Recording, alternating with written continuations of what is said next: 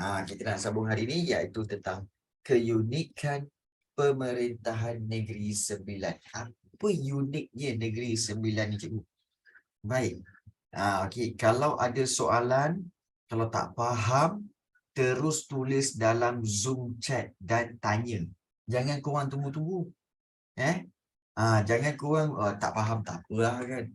Tak tahu apa-apa. Walaupun benda tu kecil, tanya je. Walaupun benda tu kecil, tak faham, tanya. Ya, jangan diam-diam. Okey, baik. Kita lihat keunikan pemerintahan di Negeri Sembilan, di mana sistem pentadbiran adat di Negeri Sembilan ini menggunakan sistem adat berpatih. Ya, sistem adat berpatih yang merupakan amalan pentadbiran adat yang unik. Terdapat 3 kumpulan utama dalam masyarakat di Negeri Sembilan, iaitu perut, suku dan juga luak. Okey. Perut, suku dan juga luak yang berkuasa melantik penyandang pesaka adat ataupun melantik pemimpin lah. Perut, suku dan luak inilah yang mereka boleh melantik pemimpin ataupun ketua. Okey. Baik. So kalau kita lihat di sini, iaitu pelantikan pemimpin. Pemimpin dalam adat berpatih ni ialah iaitu ketua adat. Seperti ibu soko, buapak, lembaga, undang dan yang tertinggi yang tuan besar ataupun yang di-Pertuan Besar. Okey. So macam mana susunan dia, cikgu? Susunan dia begini. Okey. Baik. So kalau kita lihat di sini, yang 3 tadi, perut, suku dan luak, bukan perut yang ini. Bukan perut yang ini, bukan. Okey. Perut ni bukan perut yang ini, korang macam-macam perut ini. Baik. Perut ialah unit terkecil yang ahlinya daripada keturunan sebelah ibu. Itu perut. Okey. Jadi banyak dia punya anak-anak cucu lah. Keturunan sebelah ibu, anak-anak cucu dia itu dipanggil perut. Okey. Suku pula dibentuk oleh beberapa perut yang menjadikan keluarga berkenaan semakin besar. Okey. Dan luak, daerah atau jajahan. Luak ini sebenarnya daerah. Daerah ataupun jajahan merupakan kumpulan ketiga dan terbesar dalam susunan masyarakat Minangkabau. Baik. Kalau kita tengok perut unit terkecil, suku dibentuk oleh beberapa perut dan luak adalah daerah. Daerah atau jajahan. Baik. Antara 3 ni, korang faham ke tak?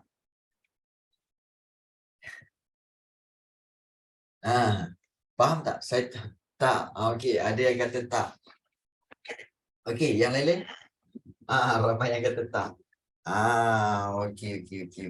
Baik. Okey. Kalau begitu, tak faham Okey, so ramai yang kata tak faham. Baik, Jasmine dan juga Adam, Aina, faham tak?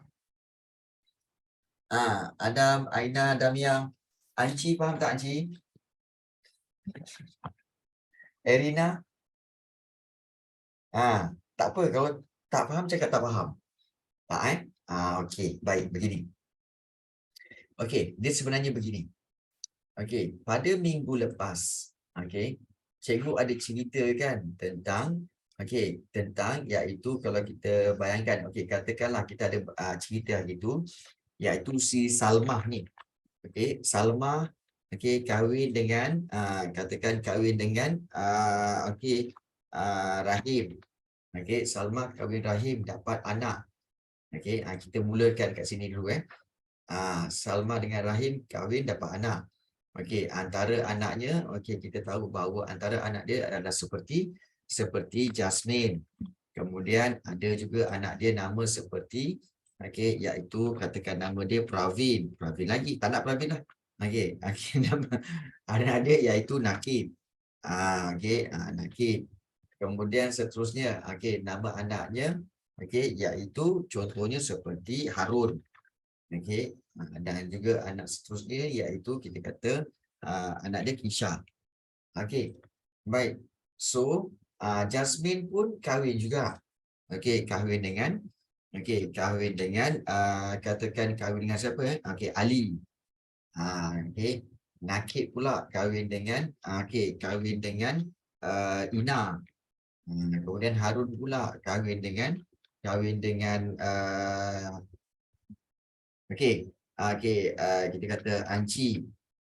Dan kemudian Kisha kahwin dengan Mamat. Okey, baik. So dia kahwin dengan Mamat. Baik. So di sini telah melahirkan keluarga lah kan?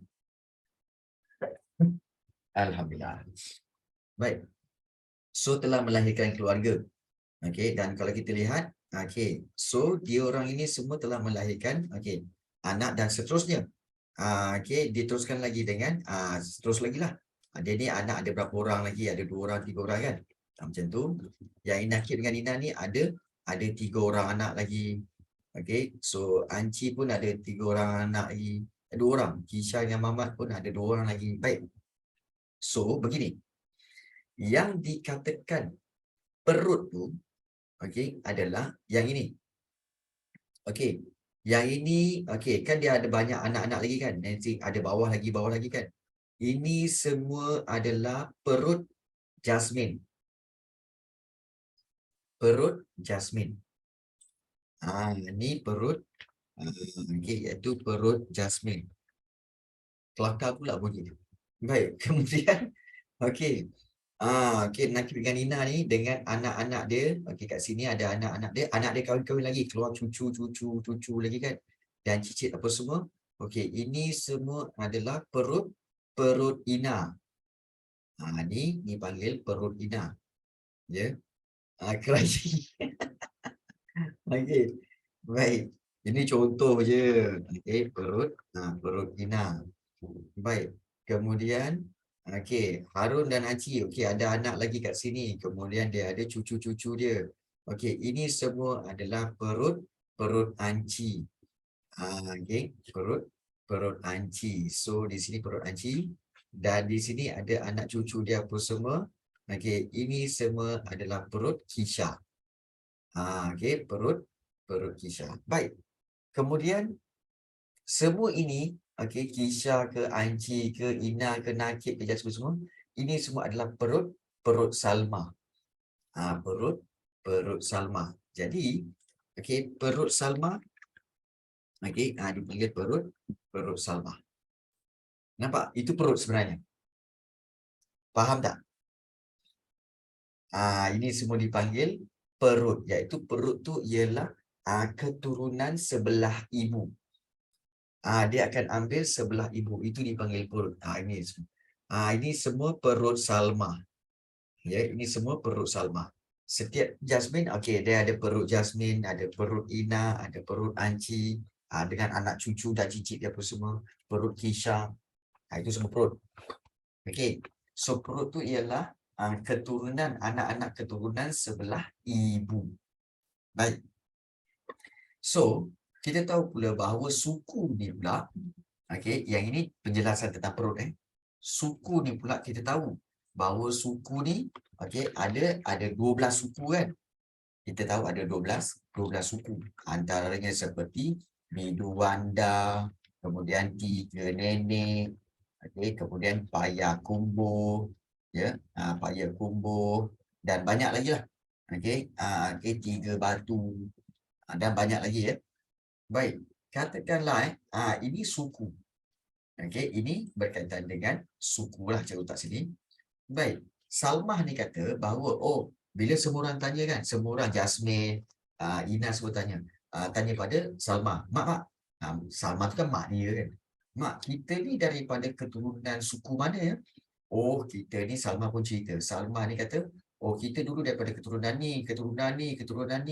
Mak mak dulu yang ini, nenek kamu ini, moyang kamu yang ini dan semuanya, kita semua ini daripada suku, dia kata kita ni semuanya daripada suku Biduanda. Biduanda. Jadi inilah dipanggil suku. Okay, ini dipanggil suku. Suku Biduanda. Juga maknanya kita banyak lagi lah mak yang atas-atas keturunan. Banyak. Suku Biduanda ni kan. Okey, ada yang kat sini, kemudian sini. Rupa-rupanya bila tanya, rupa-rupanya dekat sini iaitu Zahra kat sini. Zahra ni rupanya adalah suku Biduanda juga. Maknanya perut Zahra. Zahra pun ada perut dia jugalah.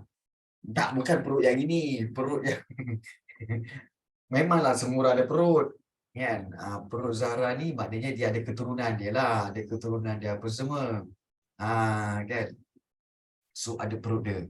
Kemudian daripada Biduanda pun ada lagi, okay? Keturunan jauh kan? Rupa-rupanya ada keturunan daripada perut, okay, daripada perut Aina contohnya, Aina Damia, perut Aina Damia. So dan keturunan dia.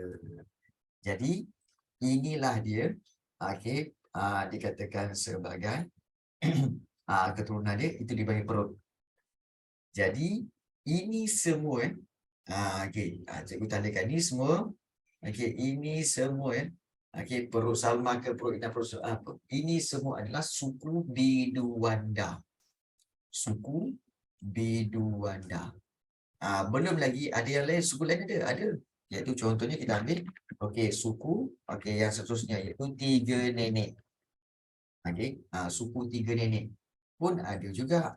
Dia ada perut-perut dia yang lain. Suku tiga nenek, okey, ada perut-perut dia yang lain lah. Perut-perut dia yang lain tak masuk kepada suku Biduanda. So inilah dia perut dan juga suku. Faham? Faham uniknya Negeri Sembilan ni macam ni. Okay, dia uniknya. Okay. So dia keturunan, dia macam kalau keturunan Cina kan, dia ada keluarga Lim lah. Kalau Cina, okay, dia ada keluarga Lim. Contohnya dia kat sini keluarga Lim. Okay. Kemudian dia punya anak cucu cicit dia semua kan, semua kat sini, okay, iaitu semua kat sini, semua juga lim sampai sini. Begitu juga sini, lim sampai sini.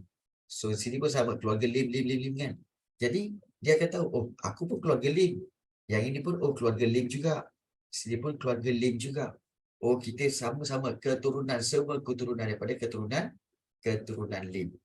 Macam tu jugalah suku. Macam tu jugalah suku.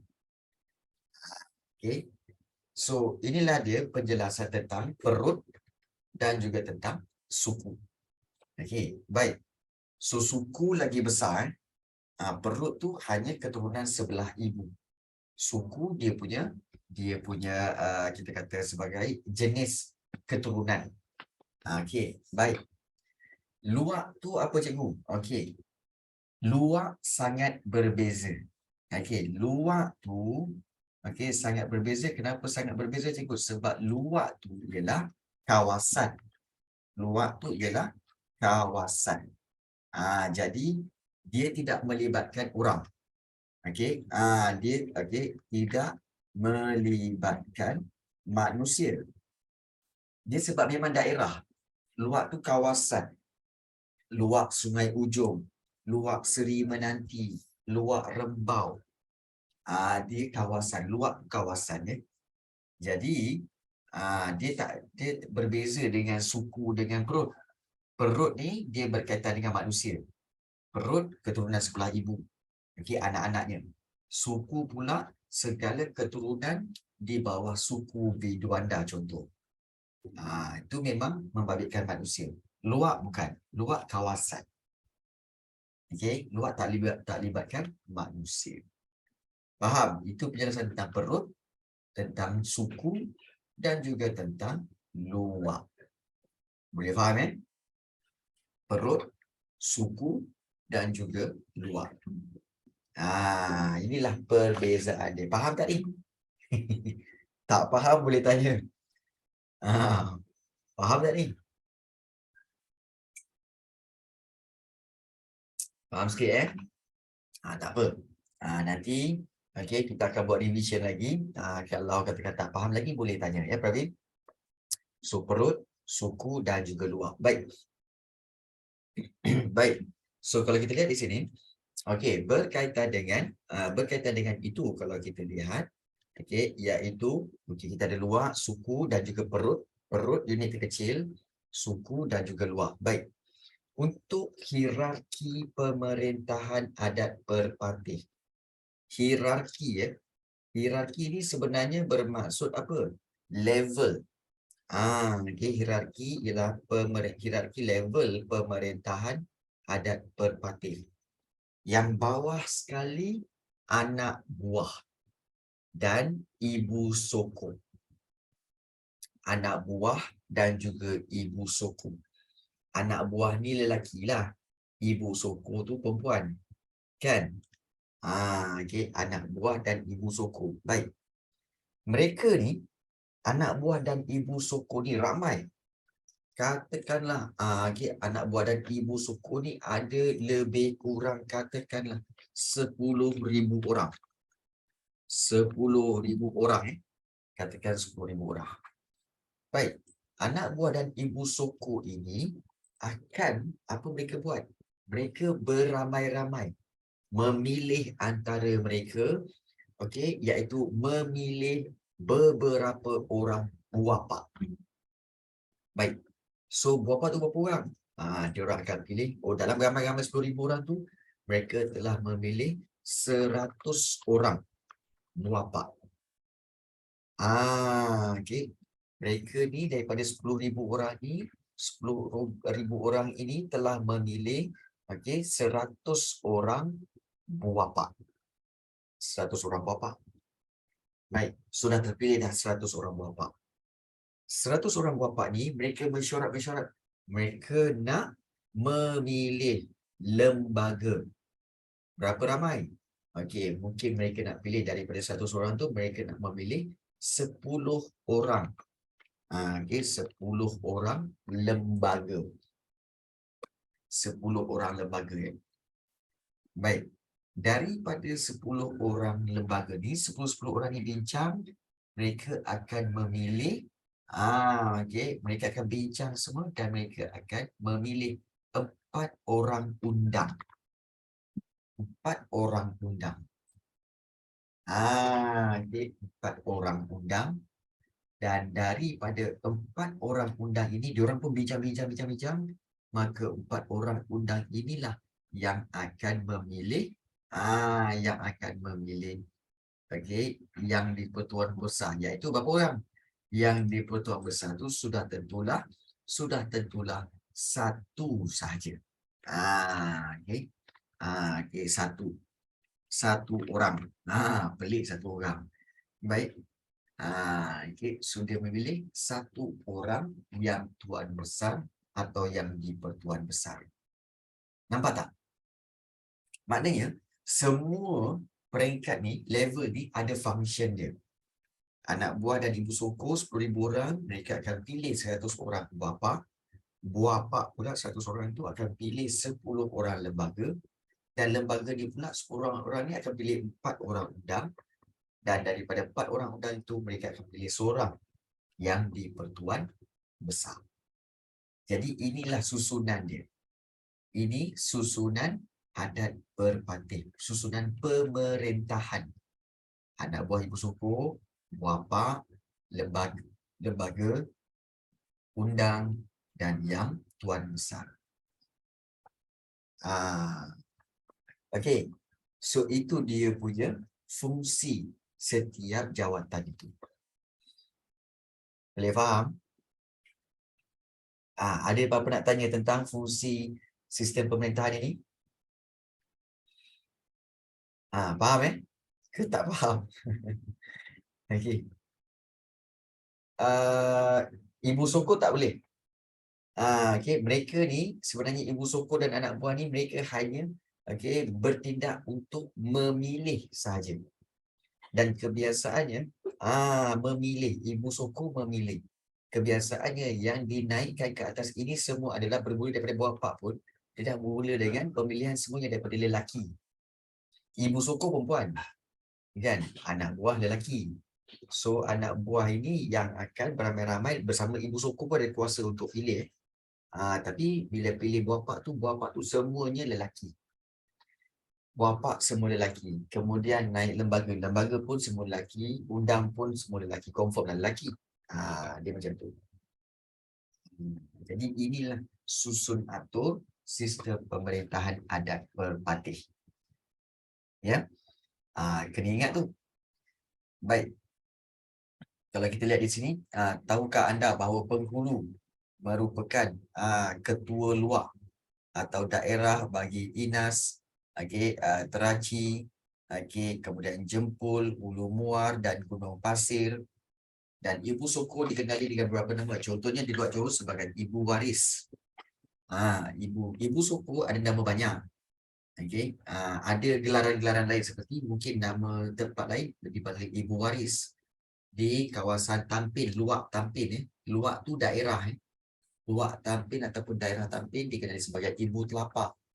Dan di Minangkabau sebagai Bundo Kanduang. Kan dah lain-lain tu. Tapi itu just tahukah anda lah. Tahukah anda? Baik. So, kalau kita lihat, inilah dia. Kalau kita lihat, ini ada fungsi. Fungsi penuh. Fungsi penuh setiap jawatan tadi tu. Jom kita tengok. Baik. Kita jangan tengok nombor 1 dulu. Korang jangan tengok atas ke bawah. Korang kena tengok daripada bawah naik ke atas. Baru kamu senang nak faham. Tengok daripada atas ke bawah memang tak faham. Tengok daripada bawah. Maknanya daripada nombor 5 tu. Iaitu ibu sokong. Ibu sokong ini iaitu yang mengetahui dan memahami, menghafal adat dan asal usul kelompok kekeluargaan yang diwakili. Maknanya orang perempuan dalam adat berpatih mereka kena hafal. Aku ni anak siapa? Mak aku anak siapa? Lepas tu nenek anak siapa? Anak siapa? Dia kena hafal. Ni naik atas. Dia kena hafal. Baik. Dan ibu sokong akan terlibat secara langsung dalam pemilihan dan pelantikan buah pak. Maknanya pelantikan buah pak atas lah. Dalam kelompok yang diwakilinya. Jika tiada ibu sokong, semua peringkat pelantikan pemimpin adat di Negeri Sembilan tidak boleh dilaksanakan. Maksudnya apa? Maksudnya ibu sokong sangat penting. Ibu sokonglah permulaan pelantikan pemimpin adat. Sebab di Negeri Sembilan, nak melantik yang atas tu, kena mula daripada yang paling bawah. Yang paling bawah siapa? Ibu sokong. Kalau tak ada ibu sokong, tak adalah buah pak. Kalau tak ada buah pak, tak adalah lembaga. Nampak tak? Dia kena semua mula daripada ibu sokong.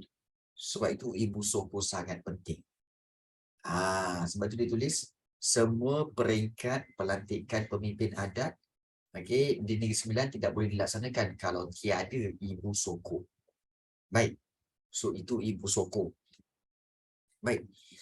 Ibu sokong bila melantik buah pak kalau kita lihat buah pak ini ialah apa? Iaitu anak buah dalam perut. Bukan dalam perut bermakna buah pak ini iaitu di kalangan anak buah yang akan melantik anak buah dalam perut. Anak buah akan melantik seorang ketua yang digelar sebagai buah pak. Dan buah pak ni untuk apa? Buah pak ni ialah ketua rujukan. Maknanya the main reference berkaitan dengan adat dan hukum.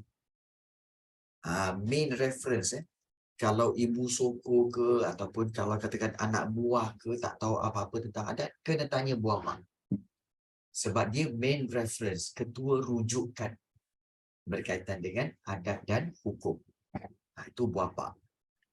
Baik. Baik, kemudian okey, buapa ini beramai-ramai mereka akan memilih lembaga. Atas dia lagi jawatannya yang atas lagi. Lembaga adalah ketua suku. Maknanya lembaga ini okey, mungkin ada 10 orang tu kan. 10 orang lembaga tu ataupun 12 orang 12 orang dia merupakan ketua suku. Ketua suku Biduanda, ketua suku Tiga Nenek, ketua suku Tiga Batu, ketua suku Payakumbuh. So ketua-ketua dia itu dipanggil lembaga. Dan lembaga ini dilantik oleh buapa. Maknanya kalau kamu faham, okey, anak buah dan ibu suku tu telah melantik buapa. Dan buapa ini telah melantik lembaga. Melantik lembaga. Dan apakah peranan lembaga? Apakah fungsi lembaga? Lembaga ni, ketua-ketua suku ini, mereka perlu memilih undang. Dan juga penghulu. Undang tu yang mana? Yang atas dia lah. Undang tu yang atas. Dia kena milih 4 orang undang. Dan penghulu. Dan lembaga inilah yang akan menjaga keamanan dan keselamatan, menyelesaikan pertelingkahan. Baik, pertelingkahan tu pergaduhan. So, menyelesaikan pergaduhan antara suku. Contoh, kalau katakan suku Biduanda bergaduh dengan suku Tiga Nenek. Jadi lembaga lah, ketua-ketua ni lah yang akan berjumpa dan selesaikan. Menyelesaikan pertelingkahan antara suku dan mengurus pembahagian harta pusaka. Itu lembaga. Baik. So, kita tahu lembaga akan memilih undang. Baik. So, kita tahu lembaga memilih undang. Undang ni siapa? Undang ni ialah ketua luar yang dilantik oleh lembaga. Kita tahu kan luar itu ialah daerah. Maka undang ni adalah ketua daerah. Ketua daerah. Dan undang ada 4 sahaja yang diiktiraf sebagai luar. Okey, iaitu undang yang 4 ini, iaitu undang, maknanya okey, kalau kita lihat undang ni pemimpin daerah, ketua daerah. Okey, so undang Sungai Ujong maknanya ketua daerah Sungai Ujong. Okey, undang Jelebu maknanya ketua daerah Jelebu. Kemudian undang Johor, ketua daerah Johor.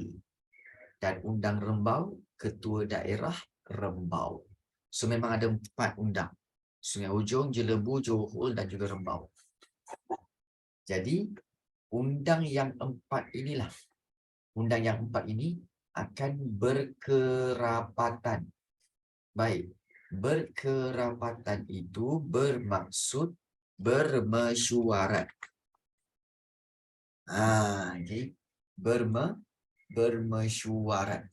Berkerapatan. Maknanya bermesyuarat. Undang 4 ini bermesyuarat untuk memilih seorang yang layak daripada keturunan Yang Tuan Raden tadi, okay, untuk menjadi Yang Tuan Besar atau Yang di-Pertuan Besar. Okay. Sekejap sekejap.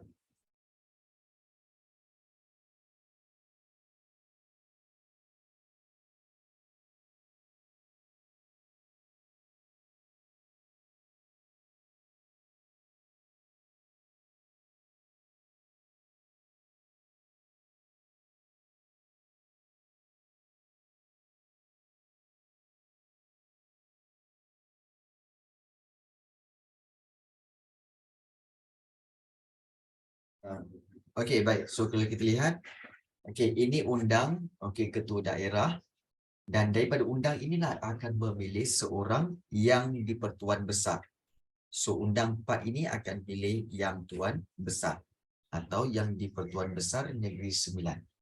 So yang di-Pertuan Besar ini dipilih oleh undang yang 4. Yang di-Pertuan Besar ni dipilih oleh undang yang 4 berperanan sebagai ketua negeri dan menjadi lambang kesatuan dan persekutuan. Inilah dia adat pemasyuran Tuanku Mukhlis Ibni almarhum Tuanku Munawir sebagai Yang di-Pertuan Besar Negeri Sembilan ke-11. Harus diingat, Yang Tuan Besar ni dia punya function dia lebih kurang macam sultan atau raja. Tapi bagi negeri Sembilan. Jadi inilah dia berkaitan dengan sistem pemerintahan di negeri Sembilan. Jadi kalau kita lihat sini, pelantikan pemimpin secara muafakat. Nampak tak? Ibu Soko dengan anak buah beramai-ramai memilih buah pak. Buah pak beramai-ramai memilih lembaga. Lembaga beramai-ramai memilih undang. Undang beramai-ramai memilih Yang Tuan Besar. Itu lantikan pemimpin secara muafakat.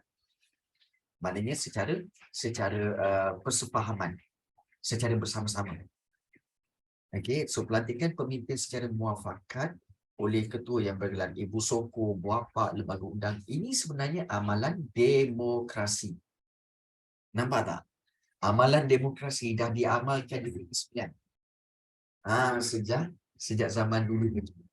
Sejak zaman dulu lagi dah ada amalan demokrasi. Di mana? Di Negeri Sembilan. Jadi, pengekalan pegangan adat pepatah dalam kalangan masyarakat di Negeri Sembilan ini hingga hari ini merupakan penghargaan terhadap warisan adat ini. Jadi, kalau kita lihat dengan pemerintahan itu, maka kita telah pun tamat bab yang ke-9.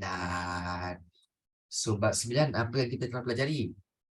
Bab 9 yang kita pelajari iaitu warisan kerajaan Kedah, Kelantan dan Perlis, di mana aspek warisan itu adalah sistem pemerintahan beraja, adat istiadat, perundangan, persuratan dan juga kesenian.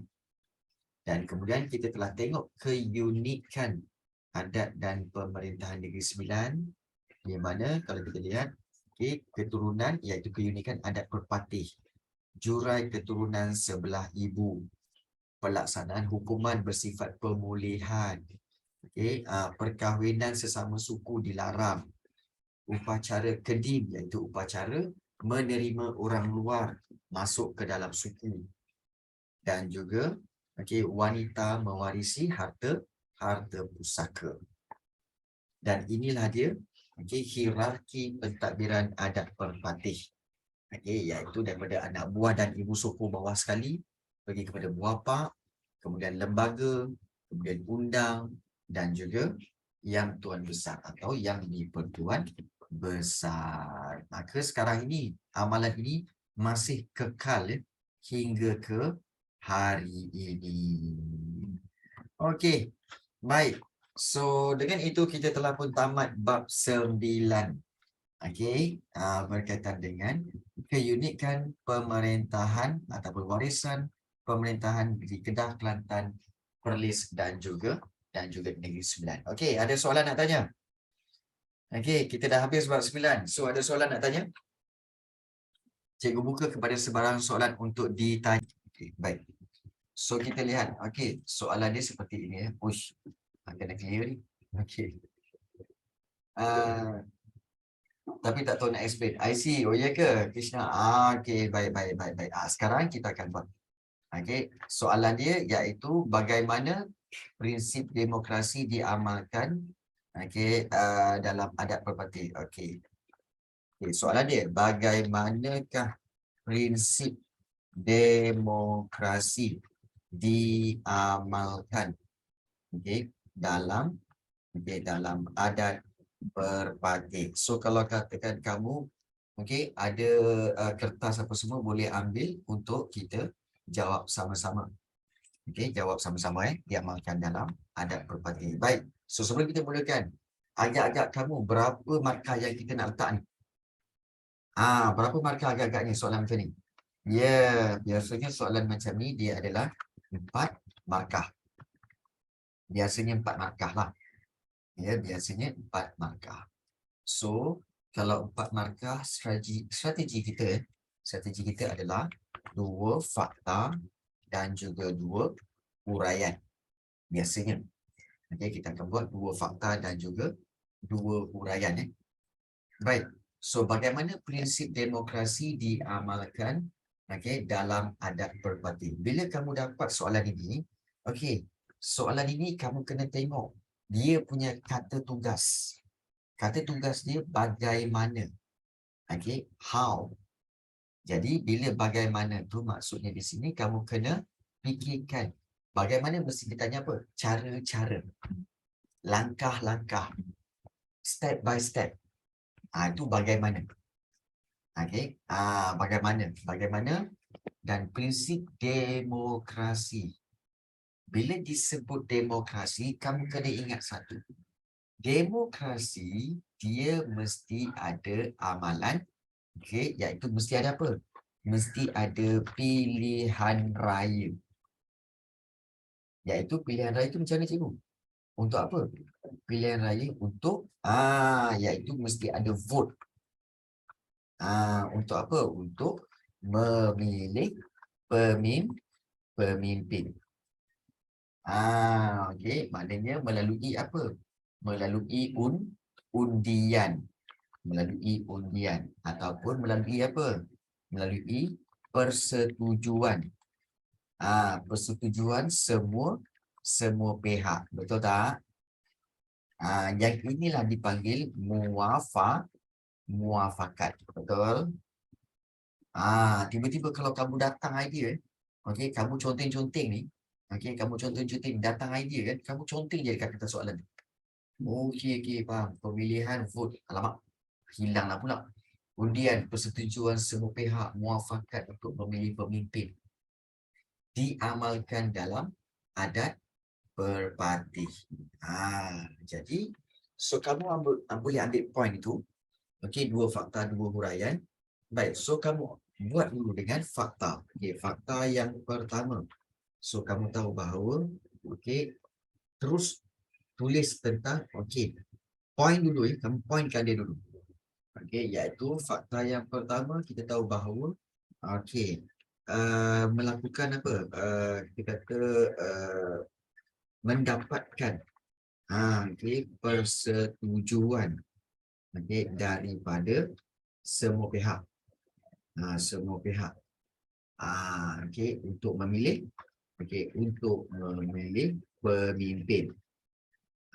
Pemimpin. So, contohnya kita ambil huraian dia. Nak huraikan apa cikgu? Nak huraikan apa dia? Kita kena ambil contoh.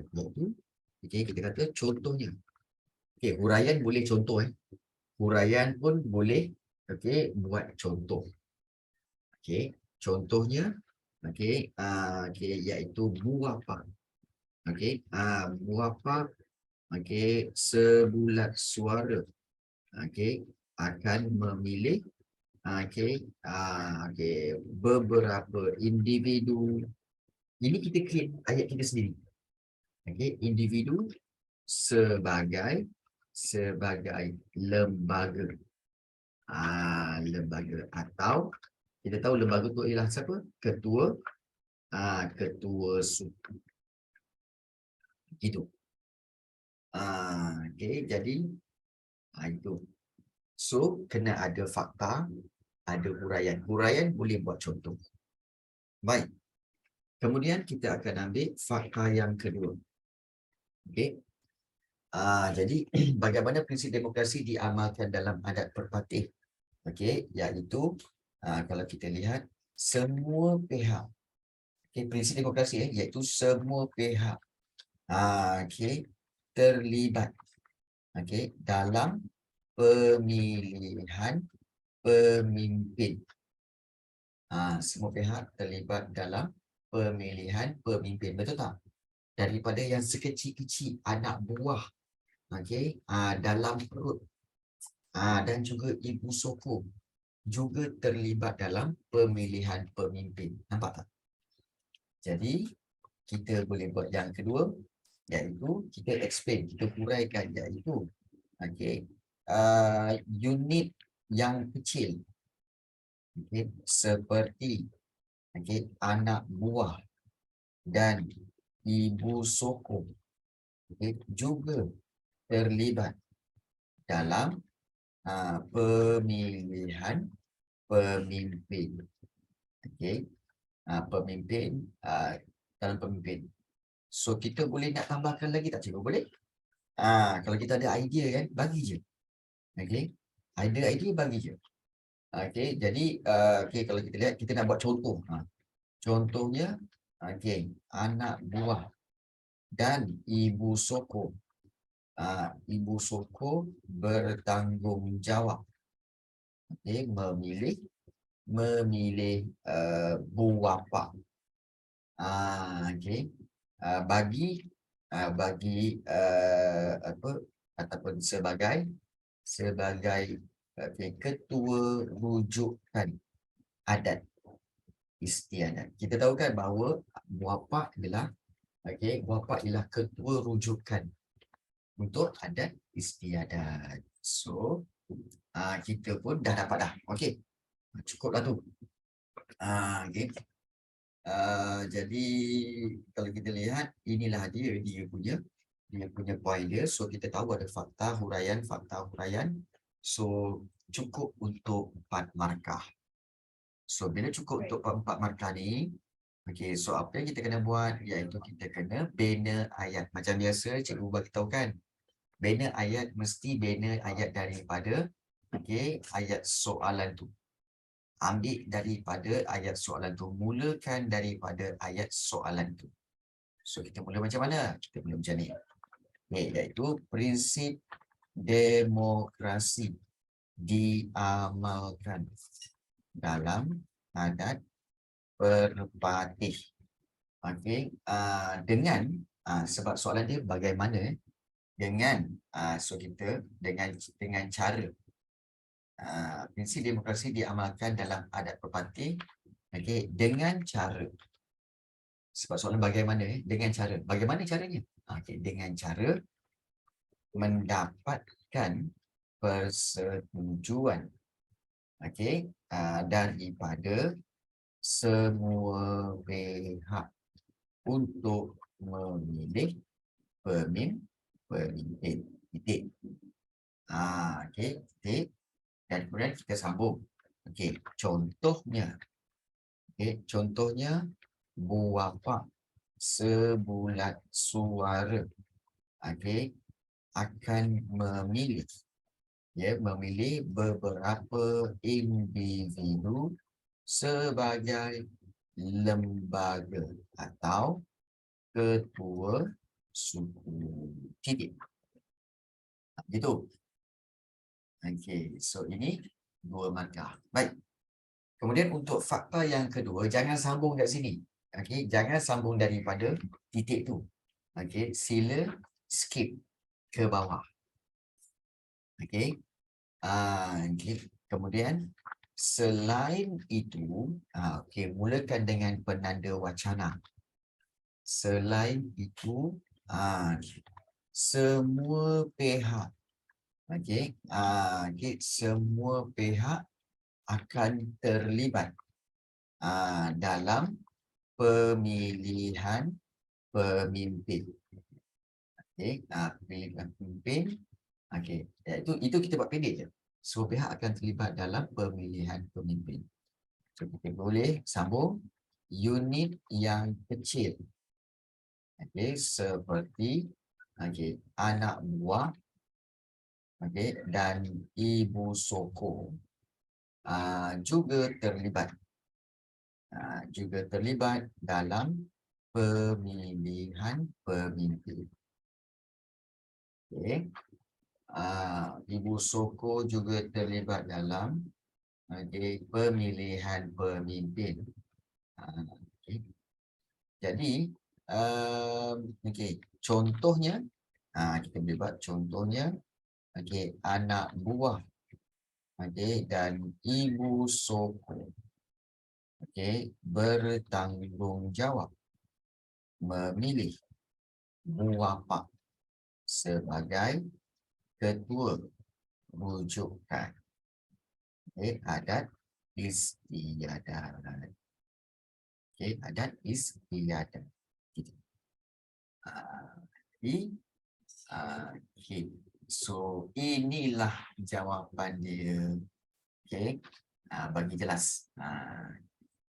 Jadi, kalau kita lihat, okay, dengan cara ini, kita dapat menjawab bagaimana prinsip demokrasi diamalkan. Okay, iaitu prinsip demokrasi dengan cara mendapatkan persetujuan daripada semua pihak untuk memilih pemimpin. Satu, contohnya bahawa puak seperti suara akan memilih beberapa individu sebagai lembaga atau suku. Dua, selain itu semua pihak akan terlibat dalam pemilihan pemimpin. Okey, pemilihan pemimpin. Unit yang kecil seperti anak buah dan ibu suku juga terlibat dalam pemilihan pemimpin. Okey, so contohnya anak buah dan ibu suku bertanggungjawab memilih bapa. So di sini saja sebenarnya sepatutnya kamu dapat 5. Okey, tetapi maksimum markah dia 4. So boleh dapat 4 markah. Okey.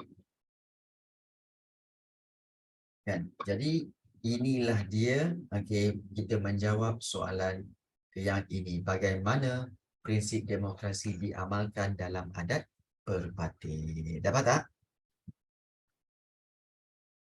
Nak ambil, ambil. Yang nak ambil, nak tulis, ambil, ambil.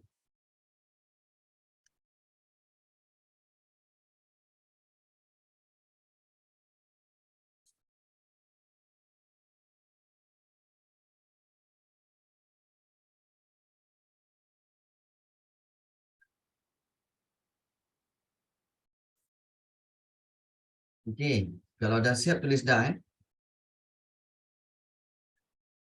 Okey, dah.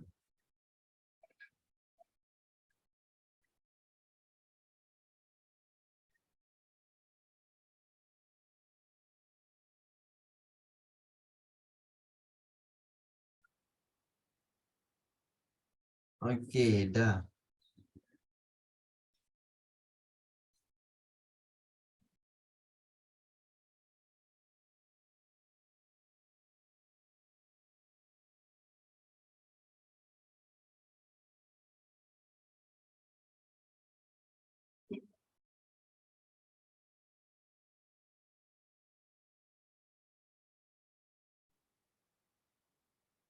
Okey, baik. So, ramai yang dah salin.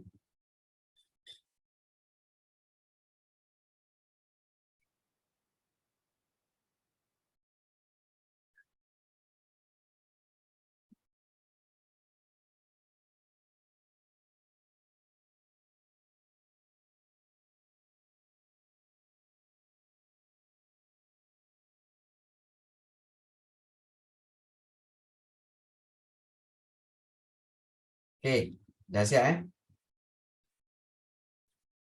Save lah dulu. Okey.